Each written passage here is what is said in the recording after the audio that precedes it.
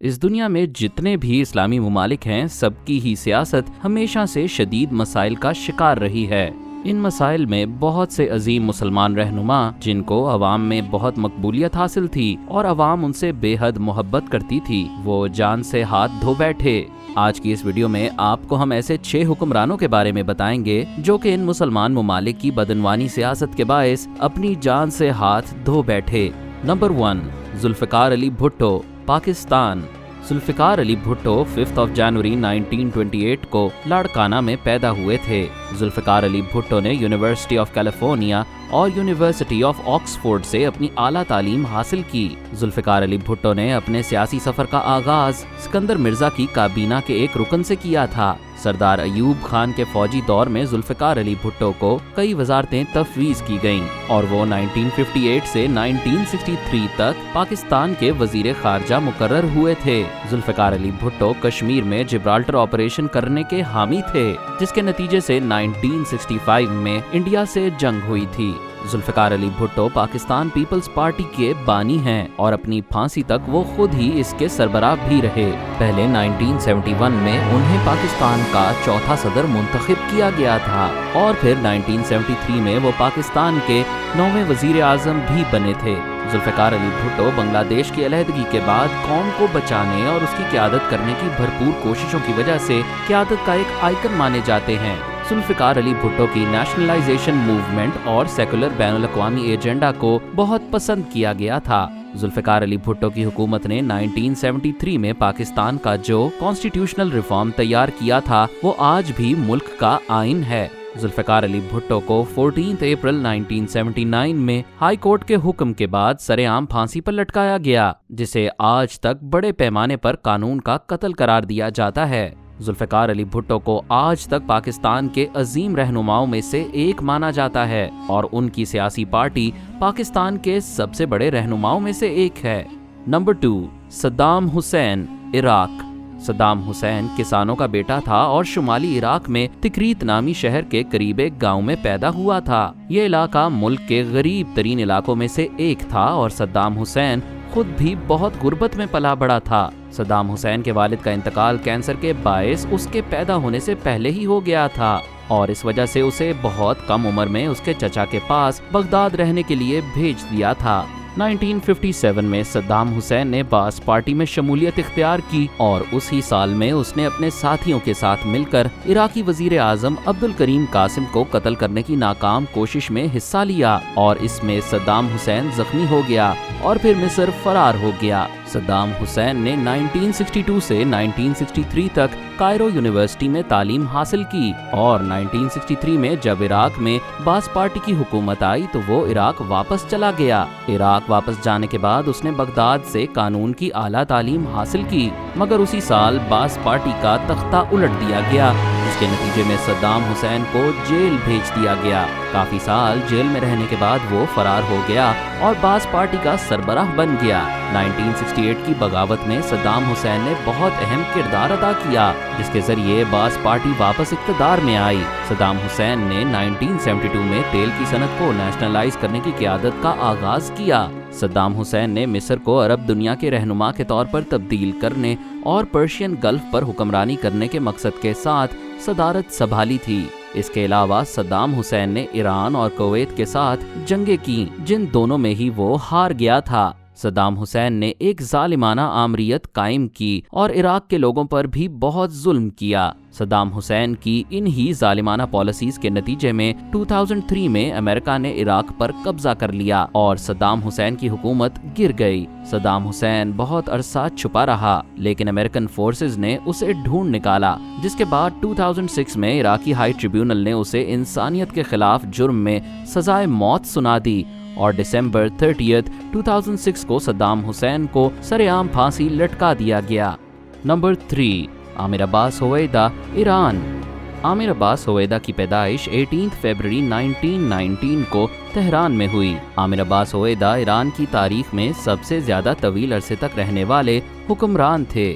Aamir Abbas होवेदा ने 1965 से लेकर 1977 तक ईरान पर हुक्मरानी की। आमिर अब्बास होवेदा ने मंसूर की काबीना में डिप्टी वजीर आज़म और वजीर खजाना के तौर पर भी काम किया। عامر عباس نے برسلز اور پیرس کی یونیورسٹی سے پولیٹیکل سائنس کی ڈگری حاصل کی اور ایرانی دفتر خارجہ میں شمولیت اختیار کی۔ عامر عباس ہویدا نے پیرس، بون، انکارا اور اقوام متحدہ میں بھی اپنی خدمات سر انجام دیں۔ وزیر اعظم بننے کے بعد اکتوبر 1971 میں عامر عباس ہویدا نے فارسی سلطنت کے قیام کی 25ویں سالگرہ کی یاد میں پرسیپولس میں تہواروں کا اہتمام کیا۔ ایران کی مالی طاقت نے عامر عباس ہویدا کو ایران کی اپنی اقتصادی ترقی کو فروغ دینے کے لیے مغربی صارفین کے ساتھ فائدہ مند سودا بازی کرنے کا موقع دیا، مگر عامر عباس ہویدا کی شکر گزاری محدود ثابت ہوئی اور 7 اگست 1977 کو عامر عباس ہویدا کی جگہ جمشید اموزگر نے لے لی۔ 1978 میں ہویدا کو جمشید کی فوجی حکومت نے حراست میں لے لیا اور فیبروری 1979 میں عامر عباس ہویدا نے خود کو آیت اللہ روح اللہ خمینی کی مقرر کردہ حکومت کے حوالے کر دیا۔ اسی کے 2 ماہ بعد عامر عباس ہویدا کو خدا کے خلاف جنگ کے مقدمے میں اسلامی انقلابی عدالت نے موت کی سزا سنا دی، اسے اسی دن گولی مار دی گئی۔ نمبر 4، عدنان مینڈیرز، ترکی۔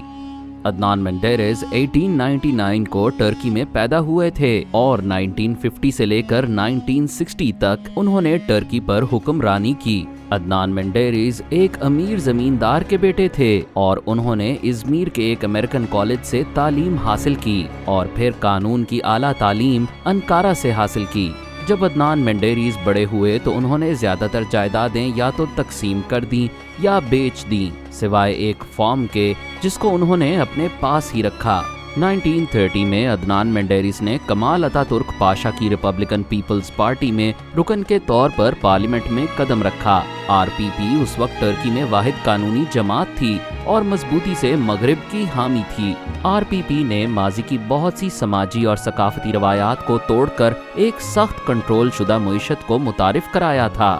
1946 میں عدنان مینڈیرز کو RPP سے نکال دیا گیا تھا، جس کے بعد انہوں نے اپنی ڈیموکریٹ پارٹی DP کی بنیاد رکھی، جو ترکی کی پہلی اپوزیشن پارٹی تھی۔ 1950 میں 25 سال کے بعد ترکی میں پہلی بار آزادانہ انتخابات ہوئے تھے، جس کے نتیجے میں عدنان مینڈیرز کی پارٹی کو بھاری اکثریت سے کامیابی حاصل ہوئی۔ بے شک خارجہ پالیسی کے معاملے میں عدنان مینڈیرز مغرب کا حامی تھا، لیکن مجموعی طور پر روایتی طرز زندگی کا RPP سے زیادہ حامی تھا۔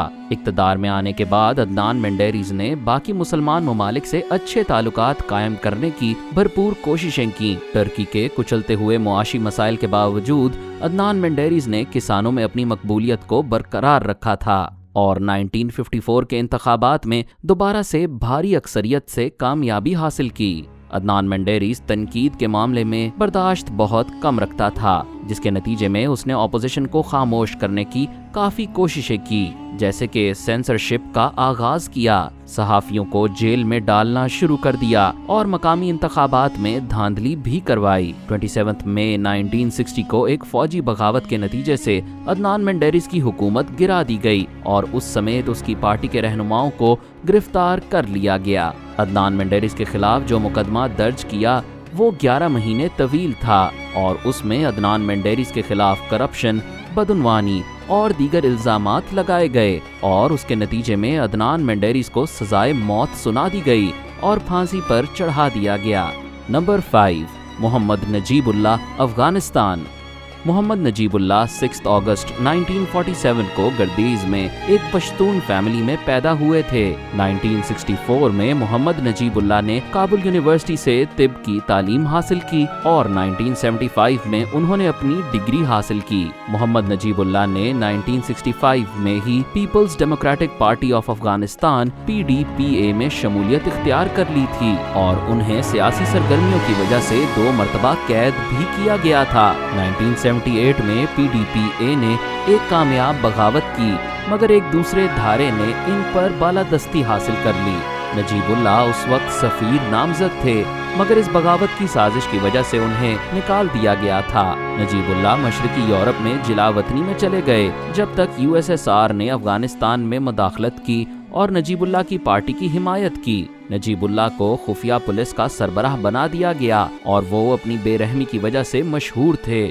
मुसलमान मुजाहिदीन के बढ़ते हुए गुरिल्ला वॉरफेयर के पेश नज़र नजीबुल्लाह के तरीके हुकूमत के लिए बहुत अनमोल साबित हुए, लेकिन जैसे जंग की शिद्दत बढ़ती गई यूएसएसआर पीछे हट गया। 1986 में नजीबुल्लाह अफगानिस्तान के सदर बने, मगर लोग उनसे बहुत नफरत करते थे और इसी वजह से उनसे सदारत छीन ली गई। नजीबुल्लाह ने अक़वाम मुत्तहिदा कंपाउंड में 4 साल तक पनाह ली। अफगानिस्तान में जंग चलती रही, मगर जब 1996 में तालिबान ने अफगानिस्तान पर कब्जा कर लिया, उन्होंने नजीबुल्लाह को फांसी की सजा सुनाकर सरेआम फांसी चढ़ा दिया। नंबर 6, मुतीउर रहमान निज़ामी, बांग्लादेश।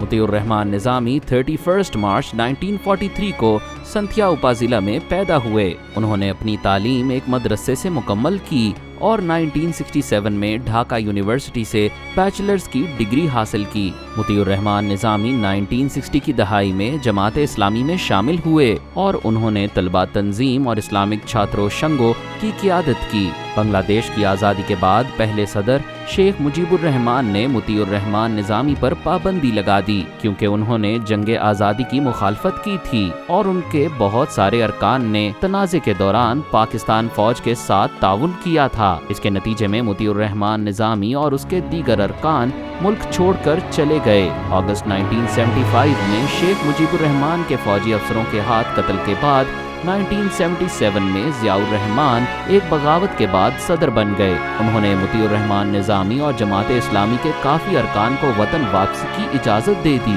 मुतीउर रहमान निज़ामी ने 2001 में गुलाम आज़म से जमात इस्लामी का ओहदा संभाला। उसी साल मुतीउर रहमान निज़ामी ने इंतखाबात में पार्लियामेंट की एक नशिस्त जीती और 2001 से 2003 तक वज़ीर ज़राअत का ओहदा संभाला और फिर 2003 से 2006 तक वज़ीर सनत के तौर पर भी खिदमात अंजाम दी। मुतीउर रहमान निज़ामी आखिरी हाई प्रोफाइल मुल्ज़िम थे जिन पर 1971 के जंगी जुराइम का मुकदमा चला आ रहा था।